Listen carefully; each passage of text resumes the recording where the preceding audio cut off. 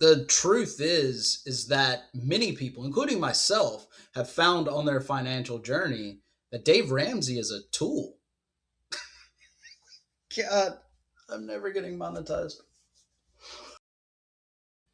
Hi, YouTube, and welcome back to A Life of Compounding Interest. I want to talk about Dave Ramsey. Now, I've been consuming Dave Ramsey's content since I would listen to his radio show in the car before I could drive. Dave Ramsey helped me build a pretty good foundation when it came to personal finance and budgeting. He's helped thousands of people throughout the decades that he's done this, and he's got some timeless advice. Something about Dave Ramsey is his advice has more or less stood the test of time. He's very consistent. The advice that you get from Dave Ramsey today is very similar to the advice that he would have given you 20 years ago. Things like the baby steps. The baby steps are incredible. If you are in debt and you're trying to find a blueprint to get out of it, get the book. Read the book. Do the baby steps. Things like the debt snowball was my first introduction to the idea that money is more than just the dollars and cents. It's psychological. The idea that you would pay down the lowest value debt first, just it didn't make logical sense. You want to pay the debt with the highest interest rate, the one that's actually costing you more money, right? No, you want to pay off the thing that can show that you're making progress towards your goal, because this is more than just dollars and cents. It's a psychological battle to manage your finances. And lastly, it's just basic financial education. So many people in his audience are not the most financially literate. And that's not saying that they're dumb. It's just saying that, a lot of perfectly fine people don't find personal finances interesting. And that's great. Dave Ramsey does a terrific job bringing things to their level, bringing it in an entertaining way, and making some of those lessons stick. And so for all of that, I'm grateful to Dave Ramsey. And I think that is still a lot of value in the things that he has to say.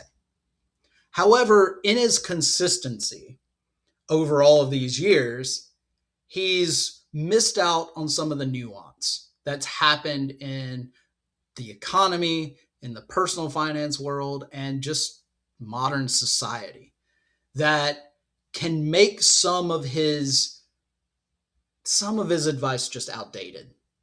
And in being outdated, it can be harmful to people. And so while I'm not even starting this off saying don't listen to Dave Ramsey, if you haven't, or you're currently consuming his content and looking into a lot of it, I want to point out three things that I might suggest that you take his advice with a grain of salt, proceed with caution, because it can be harmful, not deliberately, but just because it's outdated and it doesn't give you the full picture of what's going on. Now, the first thing is all debt is bad debt. All debt is not bad debt. I'll give you this example. So growing up, I would have been the poster boy for Dave Ramsey's practices. I lived a life on cash. My jobs before and while I was in college, I was like a server, a bartender. I did odd jobs. I played music in bars. And the thing that all of those had in common was they paid me in cash. My rent for years was paid by an envelope filled with cash that I turned into the apartment's office. I had a debit card so I could basically use my card like cash. I didn't have a credit card. I didn't have loans. I paid for my cars in cash. Everything. Cash. I knew exactly what was going on with my budget, how much money I had or didn't, and I budgeted very aggressively because of that mentality. But as I started to get a little older and start to do some of the bigger things in life, the more impactful things than just paying rent, I realized that I may have made a mistake. When I went in to buy a car after one of my $2,000 cars had died again, I had a stable job. I had some savings. I was doing all right. I could afford a car payment. And I went in and I realized that I didn't have credit. Nobody had really told me about credit. I thought credit was just your ability to pay back money. So I thought if I had a job and I could prove that I could afford this, that they would just give me the loan. That wasn't really the case. I didn't have credit. I didn't have bad credit. I didn't have any at all. And what that meant was I was a higher risk loan. So the rates weren't as good. The terms weren't as good. I had to put more money down than I wanted to because they couldn't finance the whole thing. I didn't have credit. Well, I didn't learn very much. I ended up taking on a car payment and paying that off pretty quick. I took out a 5-year loan and paid it off in about 2. And when I went in with my wife to buy a house, I was faced again with the reality that I needed more credit than I had.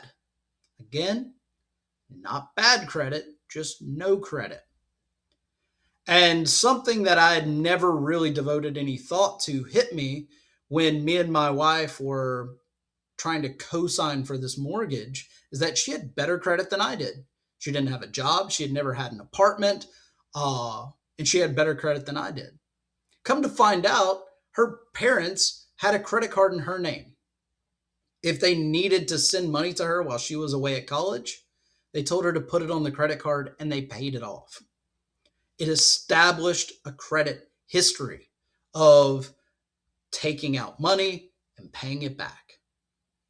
So she had credit. And co-signing was the only way that we were going to get a house. And we had to do that together, and the rates still weren't fantastic. My point is that all debt is not bad debt. There's plenty of bad debt out there. Credit card debt that you don't pay off, that's bad debt. Debt that you take on that you can't pay back reliably, that's bad debt. But branding everything as this potential risk just because you may lose your job and you won't be able to pay it back, or you might just lose the mental fortitude to manage your money well, it doesn't change the reality that credit is very much needed in today's society. In a society where houses are more expensive, you have to have credit. If you ever want a house, you have to have credit.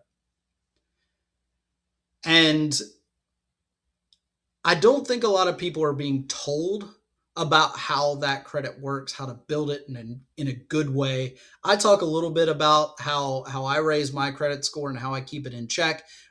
Put really simply, I live off a credit card and pay it off every single week. I treat it still like a debit card. But Dave Ramsey, you're not going to get that from him because all debt is viewed as bad debt.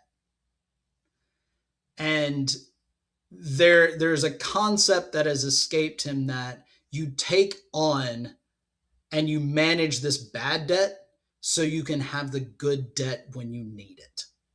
You can have the home loan at as good of terms as you can get it on. You can have the auto loan. You can have the business loan if you need it. But if you don't have that credit, if you've been living on cash like Dave Ramsey is going to push for, you probably won't be able to get those things in a favorable way. So, not all debt is bad debt. The second topic that I would be really cautious on Dave Ramsey's advice when it comes to it is career. Dave Ramsey has started giving out a lot of career advice. And this has happened over the last 5 years or so by my accounts, especially when he got bigger on YouTube. The career advice pieces, I mean, they sell, people watch them. But I don't know that Dave Ramsey is necessarily qualified to talk about positive careers. He's brought some additional personalities on that are a little bit better, but they still toe the Dave Ramsey line. So, one thing that I do want to bring up is first off, he's just anti college education. And it comes guised in anti student loans. Now, student loans can wreck somebody's finances for decades if they don't know what they're getting into and they don't approach it with care and they aren't weaving it into their career plan. 100% on board with this. However, student loans came about for a lot of good reasons. College is not getting cheaper, and for a large swath of people, a college degree is the difference between maintaining a lower class lifestyle or moving up to middle class. As much as it's unpopular to say that, it is true for a lot of people. Not everyone, but a lot. And the idea that a career has to make financial sense or it's not valid is harmful. Now, the one thing that I will point out is educators, teachers. Teachers take 4 to 6 years of education, depending on all the laws and rules and what you're teaching and all of this stuff, to get a degree and a teacher's certificate, 4 to 6 years.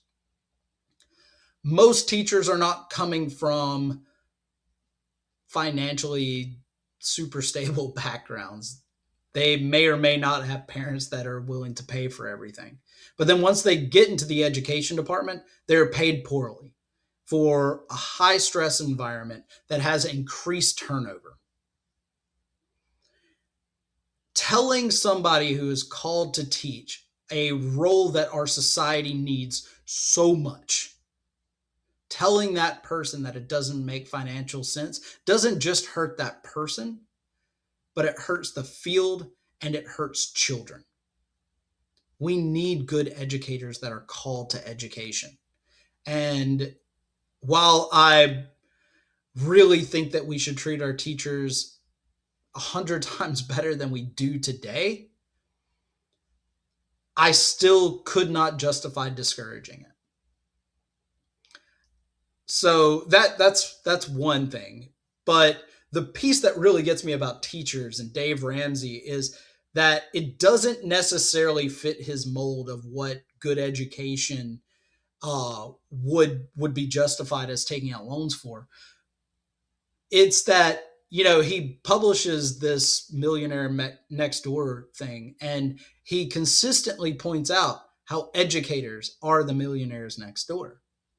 Not only are they probably products of a bygone era, but these are the people that he's touting as the top of his crew, the people that he can help the most, the people that show that you don't have to have a high income to be able to retire and be financially successful. You can do it through saving and frugality. And yeah, I don't think that model works anymore, but he'll still hold on to it pretty tight. Another one for me is physical therapist. I know a lot of physical therapists, and it's kind of a career that's close to my heart. And this is a career that, to be an actual physical therapist now, most places require a doctorate. So you're talking 6 to 8 years of education. And when you get out of school with all of your credentials and your licenses, you could be looking at easily $40,000 to $100,000 worth of debt. And the starting salary for these jobs, while these jobs are pretty easy to come by because there's not enough of them, it doesn't pay very well. So you have a doctorate degree And you pay these people between $50,000 and $80,000 when they get out of school, which is not really enough to even keep up with the student loans and live a decent life. Now, everyone will tell you that physical therapists are needed. There's a big push for them and things like insurance because it has shown to lower healthcare costs, and yet we don't pay for it. And the piece that I really want to hit on with that is it's more than just money. The people that are teachers and physical therapists, they are called to do something.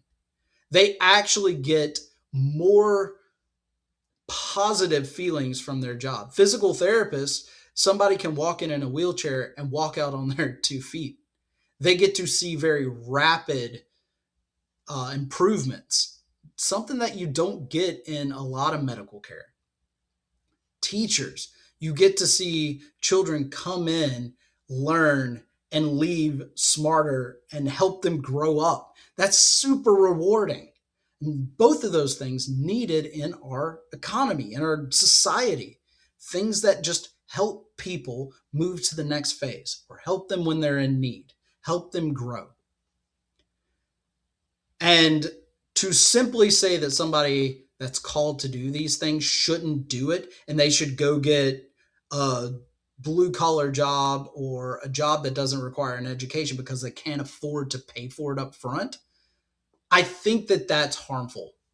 I just do. I think that that's harmful, especially when they demonize many careers that they call useless, whether it's the typical arts degree or something like that.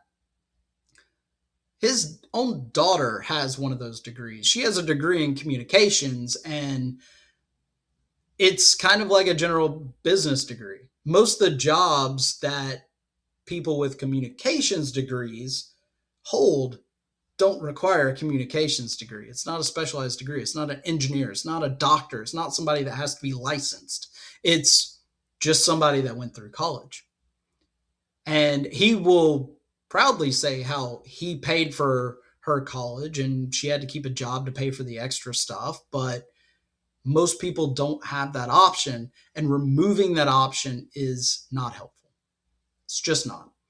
And lastly, I just don't agree with the Puritan work ethics that he pushes. I think back in the 70s, 80s, 90s, you could expect that if you work really hard, that it would pay off, that you would keep your job, that you could make enough to live. And I think that that is something that an entire generation is being disillusioned of. It's not about how hard you work. While working hard is really important, but working smart is almost more important today. He values work over careers. It's very clear when you hear him talk about this. And I think a lot of this is because he has a very real conflict of interest. He manages a large company. I pass by it in Tennessee all the time. He manages a large company, and there's plenty of content out there on his management style and how he treats his employees closer to children than he does adults, and leads from a moral high ground and expects them to be loyal and thankful for all the work. Whenever in today's job market, loyalty has gone away because they could be laid off next week and nobody will bat an eye at it. So I don't think he understands what the actual job market looks like, and it's because he never had a traditional career himself. He graduated with a real estate degree. He failed at that and then went into radio and media and public speaking about how he failed. So I think his career advice is a little bit separated from reality. But the last thing that I'll just dive into for the sake of time is relationships. His relationship advice, much like his career advice, is pretty dated, out of touch, doesn't really talk to where society is today. And quite frankly, it's an area that he just doesn't belong in. There's so many media personalities and creators that did really well talking about this one little thing, and then they branch out and they start talking about areas that they really don't have any business talking about. So the one thing that I will say that I agree with him on when it comes to relationships, and you find this in most of his advice, is that couples, when they get married, they should use their finances and their bank account. I agree with that, because at that point, you're a team and you want to be as open and transparent and on the same page as possible so you can move in tandem. But that's kind of where my agreements with him on relationships end for the most part. I think he really buys into an outdated Southern Baptist style traditionalism when it comes to marriage. And I don't think that it's actually helpful or conducive to young people looking to get married. I don't think he could open up a dating app and make heads or tails of it, much less give people advice about it. All of his kids are grown. He's been married for a couple decades, and so he's very far away from that whole space. And then he often directly fights that traditionalist value when it comes to money. I think one of the things that most people will see when he starts talking about relationships, somebody will call into his show or something and say, I really want to start doing the baby steps. I want to start saving money and getting out of debt, but my spouse doesn't want to. And so often that feedback is, you should just give them an ultimatum, because you've got to both be in this together and you don't want that person dragging you down. And that's not helpful for anybody in those situations. And the same morals and ethics that guides his management style also bleeds into all his relationships and vice versa. It just goes back and forth. And in today's environment, when it comes to dating and relationships, there is a lot more give and take. There is not these standard gender roles that people can buy into. And just the fact that people are getting married later changes that advice drastically. Because in his mind, people get married in their 20s and then they should stay together indefinitely. And while that would be great for tons of reasons, the average age of people when they get married is getting later. So they have finances, they've got debts that they've accumulated, they've got extra baggage that doesn't buy into the dating advice of take them to the sock hop and get them home by curfew. That type of dating advice just doesn't translate well these days. And I don't think that he realizes how outdated it is and how harmful it is and how just it does not land well with younger people. And look, if you're into traditional dating advice and all that kind of stuff, that's fine. This is entertainment. Go and be entertained. But there are much better resources out there if you are looking to have a good relationship with somebody, to find somebody in the right way, to get married and stay married. It's not this outdated advice. And I really do wish that he would just stay out of this lane entirely. As much as I know that finances and marriage, they intermingle, I just don't know that he's the qualified person or the most helpful person to be telling people how to manage their relationships. But that's three things. I hope from all of this you can really take away that Dave Ramsey can be really helpful when used properly.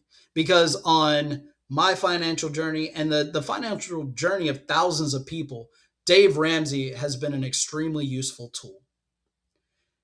His strategies do work when it comes to personal finance, budgeting, and getting out of debt.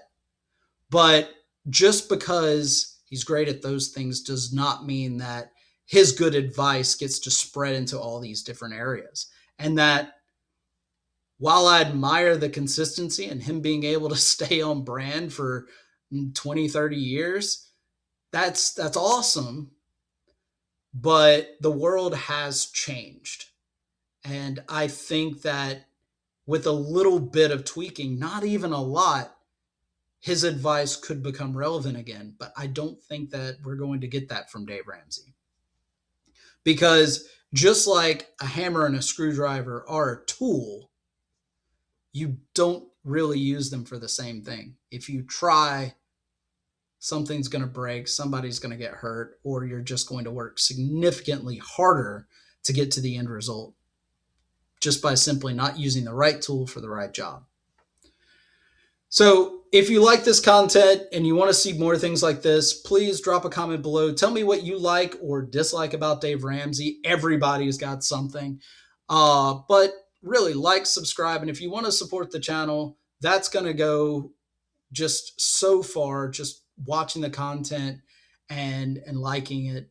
But also, I don't really want to dive into a lot of the monetization stuff right now. I'm not ready for it, if I'm honest. So anybody watching this is great.